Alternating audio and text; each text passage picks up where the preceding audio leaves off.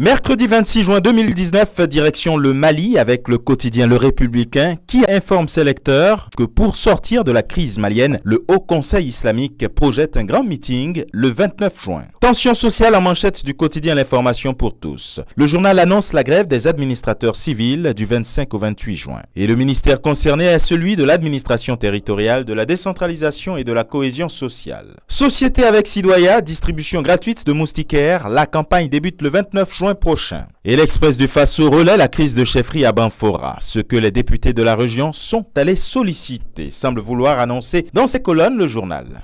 En Côte d'Ivoire, avec le Jour Plus, il est question de la vérité sur l'adhésion massive des populations concernant le RHDP. Ouattara met en mission 11 234 cadres pour la victoire aux élections de 2020. Le RHDP également en manchette du quotidien Le Patriote. Le journal offre sa une à Alcide Djedje, président de Concorde, cadre du RHDP. Il faut faire bloc derrière Ouattara, dit-il. Arrêtons de faire les enfants gâtés. Le Sursaut, lui, fait état de la présidentielle de 2020 et révèle l'agenda caché de Laurent Gbagbo. Au Togo avec Liberté, scrutin de dimanche et choix des populations. Pourquoi le régime RPT Unir peut avoir peur? Ces promesses qui confirment l'échec des 52 ans de règne du régime. Et diplomatie avec Togo Matin, il est question de la coopération Chine-Togo, une délégation togolaise à Beijing pour le suivi des décisions du FOCAC 2018. Au Sénégal, elle défraie la chronique, il est question de l'affaire Petrotim en manchette de Walf Quotidien. Après Aliou Sall, à quel tour? Interroge le journal. Le quotidien, lui, s'intéresse plutôt à l'affaire de l'OFNAC. Coup de coude de Senamou Abbas.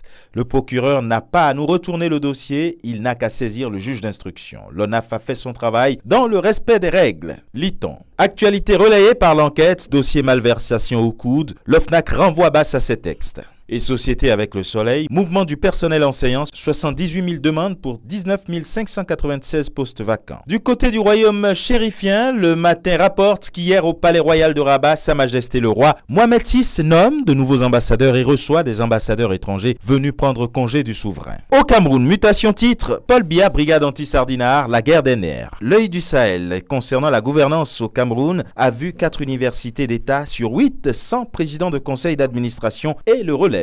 Et sport avec Cameroun Tribune, Cannes 2019, les Lions marquent leur territoire. Pour leur entrée en compétition hier à Ismaïla, les champions d'Afrique en titre ont battu la Guinée-Bissau 2-0 et confirment leur intention de conserver le titre. Une belle transition pour atterrir au Bénin où il est également question avec le matinal du premier match des écureuils à la Cannes 2019. Le Bénin tient le Ghana en échec. 2-2, titre le journal. La presse du jour semble un peu plus pondérée. Cannes Égypte 2019, Ghana-Bénin 2-2, le nul de l'espoir pour les écureuils. Et le journal La Nation, lui, change carrément de une, dépôt en ligne des états financiers, la plateforme e-bilan mise à disposition des contribuables et ce sera tout pour aujourd'hui. À demain.